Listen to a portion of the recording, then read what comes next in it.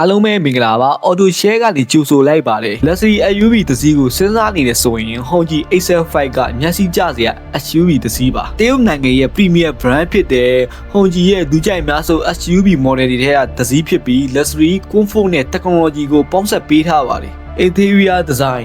XL5 ရဲ့အရှိဘက် Waterfall Green နဲ့ Signature Wetline Design ကအလွန်ထင်ရှားပြီး Premium SUV တစ်စီးရဲ့အဆင့်အတန်းကိုဖော်ပြပေးထားပါတယ် LED Headlight Dynamic Body Lamp တွေကြောင့်နားပေါ်မှာမျက်စိကျစရာ SUV တစ်စီးဖြစ်ပါတယ် Engine and Performance 2.0 လီတာတောက်ပွင့် Engine ကိုအသုံးပြုပေးထားပြီး250 Horsepower နဲ့380 Nm တိုးအထိထုတ်ပေးနိုင်ပါတယ် 8-speed Automatic Transmission ကိုမှ Specialized Model ဖြစ်လာပြီး AWD AWD version မှာရရှိနိုင်ပါတယ် Acceleration ကတုံ့ပြန်မှုကောင်းပြီး highway မှာ overtake လုပ်ရမှာအားရစရာ performance ကိုပေးနိုင်ပါတယ် Interior and Comfort XL5 တဲ့ကိုဝင်လိုက်တာနဲ့ Luxury feeling ကိုခံစားရမှာပါ Premier Leather Seat Dual Screen Panoramic Sunroof Ventilate and Heat Seat Excellent Sound Insulation ကိဝေကွင်းနဲ့ကအတော်လေးကောင်းပြီး Long Trip တွေအတွက် Comfort ပြည့်ဝပေးနိုင်ပါတယ် Safety Feature Adaptive Cruise Control Lane Keeping Assist Blind Spot Monitoring Autonomous Automatic Braking 360 Camera Head-Strap Body Structure Safety Technology တွေကထင်မီ SUV တွေထဲကတစည်းအဖြစ်ရည်တည်နိုင်ပါတယ်